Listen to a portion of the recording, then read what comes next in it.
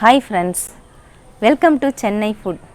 ரொம்பவே டேஸ்டான ஈஸியான மெத்தட்ல சமோசா எப்படி செய்யறதுன்னு பார்க்க போறோம். வாங்க பார்க்கலாம்.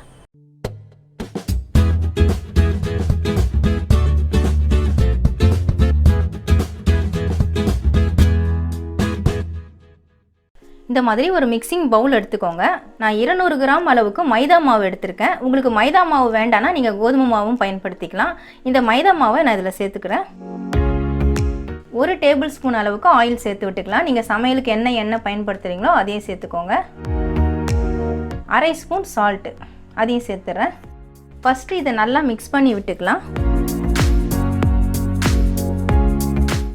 எண்ணெயும் உப்பும் நல்லா mix ஆகுற மாதிரி இந்த மாதிரி mix பண்ணி விட்டுடுங்க. பாருங்க மாவு புடிச்சா இந்த மாதிரி இப்படி நிக்கும். அந்த மாதிரி இருக்கணும். இப்போ கொஞ்சம் கொஞ்சமா தண்ணி சேர்த்துட்டு சப்பாத்தி மாவு பதத்துக்கு பிசைஞ்சு எடுத்துக்கலாம். பாருங்க நான் மாவு பிசைஞ்சிட்டேன். நல்லா இந்த அளவுக்கு சாஃப்ட்டா இருக்கணும். இப்படி விரல் வச்சா நல்லா சாஃப்ட்டா இறங்கணும். அந்த அளவுக்கு பிசைஞ்சு எடுத்துக்கோங்க. இந்த மாவை நம்ம 15 நிமிஷம் ஊற விடணும். அதனால மூடி போட்டு விட்டுறேன். மாவு ஊறுறதுக்கு 15 நிமிஷம் ஆகுங்க. அதுக்குள்ள நம்ம ஃபில்லிங் ரெடி பண்ணிக்கலாம். ஃபில்லிங் ரெடி பண்றதுக்காக நான் அடுப்பு ஆன் பண்ணிட்டு அடுப்புல pan வச்சிருக்கேன். 1 டேபிள் ஸ்பூன் அளவுக்கு ஆயில் சேர்த்து விட்டுக்கலாம். நீங்க எவ்வளவு ஃபில்லிங் ரெடி பண்றீங்களோ அதுக்கு தகுந்தப்போல ஆயில் சேர்த்துக்கோங்க.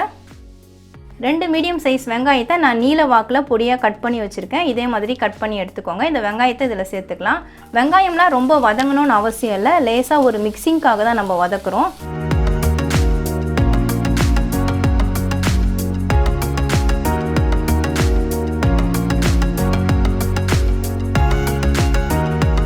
வெங்காயம் இப்ப லேசா வதங்கிடுச்சு. நம்ம இஞ்சி பூண்டு பேஸ்ட் சேர்த்துக்கலாம். நான் 1 ஸ்பூன் அளவுக்கு இஞ்சி பூண்டு பேஸ்ட் எடுத்துர்க்கேன். அதை சேர்த்துறேன். இஞ்சி பூண்டு சேர்த்து லேசா வதக்கிக்கலாம். ஏனா நம்ம பொரிக்கும் பொழுதே நல்லா பொரிஞ்சிடும். அதனால ரொம்ப வதக்கணும்னு அவசியம் இல்ல. நான் 1 கப் அளவுக்கு கோஸ் எடுத்துர்க்கேன். அதையும் மெலிசா நீல வாக்குல கட் பண்ணி எடுத்துர்க்கேன். இப்படி தான் கட் பண்ணனும்னு இல்ல. உங்க இஷ்டம், நீங்க எப்படி வேணாலும் கட் பண்ணிக்கலாம். இந்த கோஸையும் நான் அதல சேர்த்துறேன். கோஸ் சேர்க்காமலும் செய்யலாம். வெஜிடபிள்ஸ்லாம் சேர்த்து செய்யும் பொழுது நல்லா ஹெல்தியா இருக்கும். 1/2 கப் அளவுக்கு கேரட் எடுத்துர்க்கேன். கேரட்டை நான் பொடியா நறுக்கி எடுத்துர்க்கேன். அதையும் இதல சேர்த்துக்கலாம். நீங்க பீட்ரூட் கூட சேர்த்துக்கலாம். உங்க விருப்பம் தான். குடைமிளகாய் இதெல்லாம் கூட சேர்த்துக்கலாம். உங்களுக்கு பிடிச்ச வெஜிடபிள்ஸ்லாம் நீங்க சேர்த்துக்கலாம். எல்லாத்தையும் சேர்த்து நல்லா ஒரு மிக்சிங் பண்ணிக்கலாம்.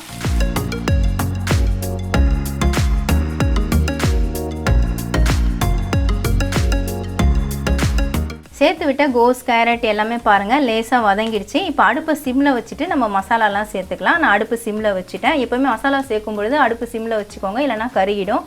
நான் 1 ஸ்பூன் அளவுக்கு சில்லி பவுடர் எடுத்துர்க்கேன். நான் அதல சேர்த்துக்கிறேன். நீங்க காரத்துக்கு தகுந்தாப்போல சேர்த்துக்கோங்க. 1/2 ஸ்பூன் மஞ்சள் தூள் அதையும் சேர்த்துறேன். 1/2 ஸ்பூன் சோம்பு தூள். சோம்பு நல்லா மிக்ஸில போட்டு அரைச்சி எடுத்தீங்கன்னா உங்களுக்கு சோம்பு தூள் கிடைச்சிரும். அதையும் சேர்த்துடலாம். உப்பு தேவையான அளவு சேர்த்துக்கோங்க. நான் 1/2 ஸ்பூன் அளவுக்கு salt எடுத்துர்க்கேன். அதையும் சேர்த்துக்கலாம். எல்லாத்தையும் நல்லா கலந்து விட்டுக்கோங்க. அடுப்பு சிம்லயே வச்சிட்டு கலந்துக்கோங்க. பாருங்க மசாலா சேர்த்துட்டு நல்லா mix பண்ணி விட்டுட்டேன். நல்லா mix ஆயிடுச்சு. இந்த அளவுக்கு mix ஆனா போதும். எல்லாம் சேர்த்து விட்ட காயும் பாருங்க ஓரளவுக்கு வதங்கி இருக்கு. ரொம்ப வதங்க வேண்டாம். இந்த அளவுக்கு வதக்கிக்கோங்க. இப்போ கடைசியா நம்ம கொத்தமல்லி தழையை தூவி விட்டுறலாம்.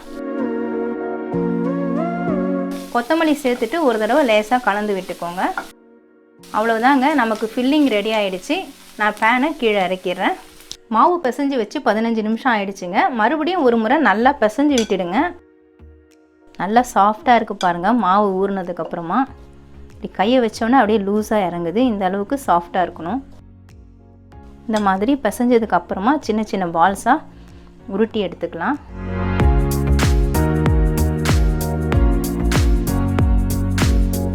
பாருங்க நான் சின்ன சின்ன உருண்டையா உருட்டி எடுத்துக்கிட்டேன். இந்த மாதிரி உருட்டி எடுத்துட்டு நம்ம செஞ்சோம்னா ஈஸியா இருக்கும். நான் கவுண்டர் டாப்ல தான் செய்ய போறேன். கொஞ்சமா மாவு தூவி விட்டுக்கலாம். மைதா மாவு இல்ல கோதுமை மாவு தூவிட்டு நீங்க செஞ்சுக்கோங்க. அப்பதான் ஒட்டாம ஈஸியா தேய்க்க வரும். பூரி மாதிரி சின்ன சின்னதா ஃபர்ஸ்ட் நம்ம தேய்ச்சி எடுத்துக்கலாம். உங்களுக்கு கவுண்டர் டாப்ல தேய்க்கிறது பிடிக்கலனா பூரி மணையில கூட தேய்ச்சிக்கலாம். உங்க விருப்பம் தான்.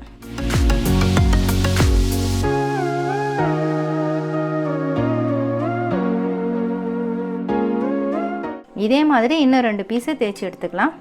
பூரி சைஸ்ல நான் 3 பீஸ் ரெடி பண்ணிருக்கேங்க. இந்த 3 பீஸ்லயே நம்ம ஆயில் அப்ளை பண்ணிக்கலாம். 2 பீஸ்ல பண்ணா போதும். ஒரு பீஸ் நம்ம மேலே தான் போட போறோம். அதனால நான் 2 பீஸ்ல மட்டும் பண்ணிக்கிறேன். இந்த மாதிரி ஆயில் அப்ளை பண்ணிடுங்க.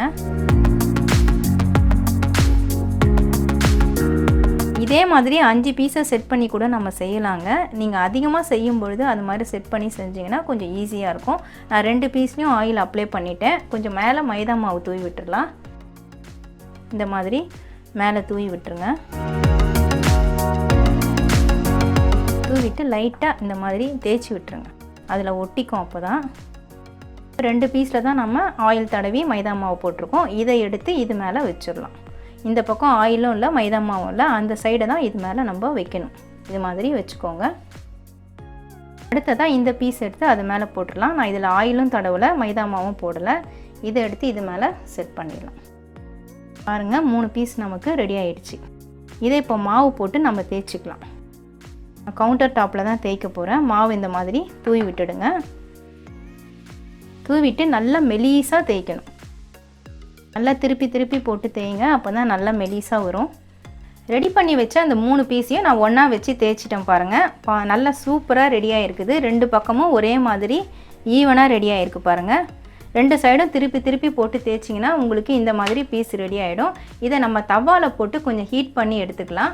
நான் அடுப்பு ஆன் பண்ணிவிட்டு அடுப்பில் தவா போட்டிருக்கேன். தவா நல்லா ஹீட் ஆன உடனே போடுங்க. லைட்டாக பபுள்ஸ் வந்தால் போதும். ரொம்பலாம் வேகணுன்ட்டு அவசியம் இல்லை. இதுக்கு ஆயில் சேர்க்க வேண்டாம். நம்ம ட்ரையாக தான் ஹீட் பண்ண போகிறோம். பாருங்கள் இந்த மாதிரி பபுள்ஸ் வரணும். பபுள்ஸ் வர அளவுக்கு நீங்கள் 2 சைடுமே ஹீட் பண்ணிக்கோங்க. பாருங்கள் நான் 2 சைடுமே திருப்பி காட்டுறேன்.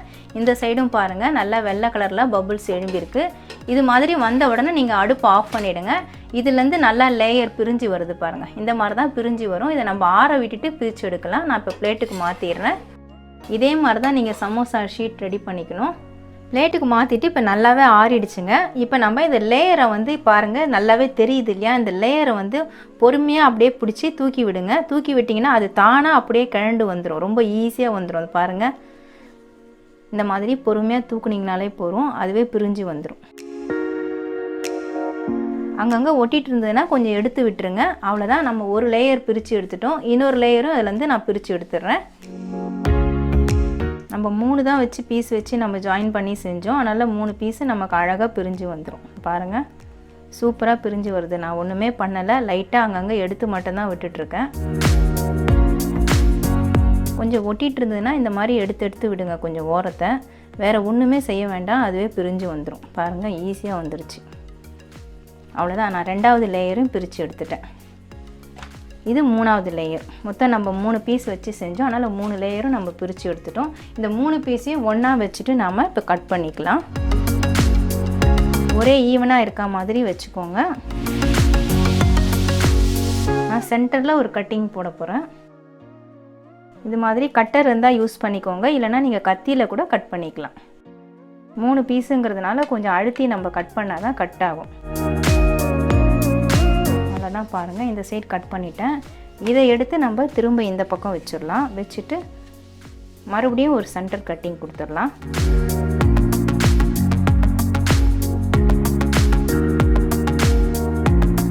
அவ்வளோதாங்க. கட் ஆயிடுச்சு பாருங்கள். 3 பீஸ் ரெடி பண்ணதுக்கு மொத்தம் 12 பீஸ் நமக்கு சமோசா ஷீட் கிடச்சிருக்கு.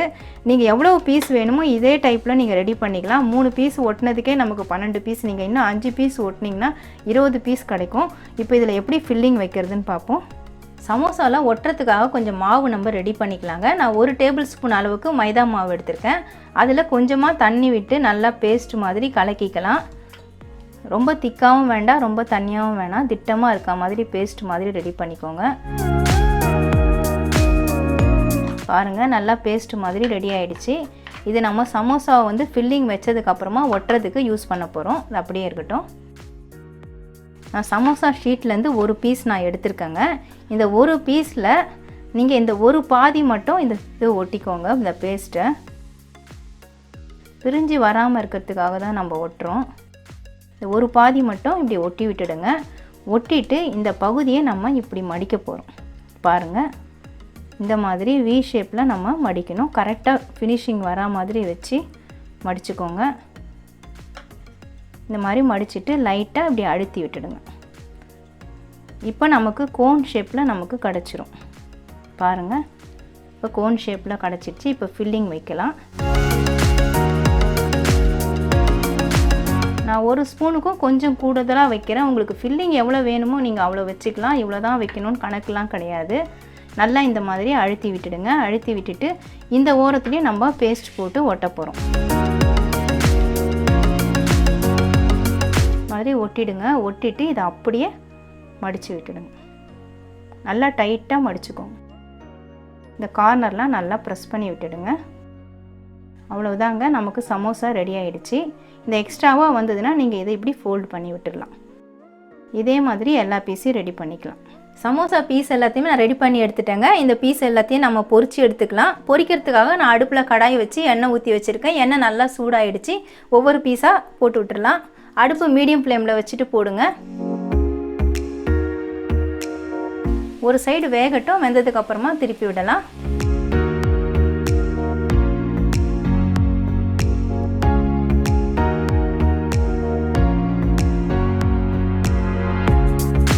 கொஞ்ச நேரம் ஆனோன்னு நான் திருப்பி விட்டுட்டேங்க. இப்போ பாருங்கள், நல்லா கோல்டன் கலரில் வந்துருச்சு. 2 சைடுமே நல்லா செவந்து வந்திருக்கு பாருங்கள். இப்போ நாம் இதை எடுத்துடலாம். நல்லா எண்ணெய் வடிய விட்டுட்டு எடுங்க. இப்போ நான் பிளேட்டுக்கு மாற்றி விட்டுறேன். அவ்வளோதாங்க, சூப்பரான முறுமுறுன்னு சமோசா ரெடி ஆகிடுச்சிங்க. நம்ம வீட்டில் இருக்கக்கூடிய மைதா மாவு, இந்த ஆனியன், இந்த கேரட்டு, கோஸு இதெல்லாம் வச்சு நம்ம இந்த சமோசாவை ரெடி பண்ணியிருக்கோம். ரொம்பவே ஹெல்த்தியாக இருக்கும். உங்களுக்கு மைதா மாவு வேண்டாம்னா கோதுமை மாவு கூட சேர்த்துக்கலாம். நல்லா கிறிஸ்பியாக முறுமுறுன்னு இருக்கும். சாதாரணமாக நம்ம சமோசா வேணும்னா கடையில் போயிட்டு தான் வாங்கி சாப்பிடுவோம். இனிமேல் அதுக்கு அவசியம் இல்லைங்க. நம்ம வீட்டிலேயே ரொம்ப ஈஸியாக ரெடி பண்ணலாம். நீங்களும் ட்ரை பண்ணி பாருங்கள். சமோசா ரொம்பவே ஈஸியாக, ரொம்பவே டேஸ்ட்டாக எப்படி செய்கிறதுன்னு வீடியோவில் பார்த்துருப்பீங்க. நீங்களும் ட்ரை பண்ணி பாருங்கள். உங்களுக்கு இந்த வீடியோ பிடிச்சிருந்தா லைக் பண்ணுங்கள், ஷேர் பண்ணுங்கள், சப்ஸ்கிரைப் பண்ணுங்கள். சப்ஸ்கிரைப் பண்ணவங்க மறக்காமல் பெல் பட்டனை கிளிக் பண்ணுங்கள். இந்த வீடியோவில் ஏதாவது டவுட்ஸ் இருந்தால் கமெண்ட்ஸில் கேளுங்க. உங்களுக்கு ஏதாவது ரெசிபி வீடியோ வேணும்னாலும் கமெண்ட்ஸில் கேளுங்க. நமக்கு இன்னும் 2 சேனல் இருக்குங்க. அந்த சேனலுக்கான லிங்க் நான் டிஸ்கிரிப்ஷனில் கொடுத்துருக்கேன். நீங்கள் லிங்க்கை கிளிக் பண்ணி சேனலை ஓப்பன் பண்ணி பாருங்கள். உங்களுக்கு இந்த சேனல் பிடிச்சிருந்தா சப்ஸ்கிரைப் பண்ணிக்கோங்க. நன்றி, வணக்கம்.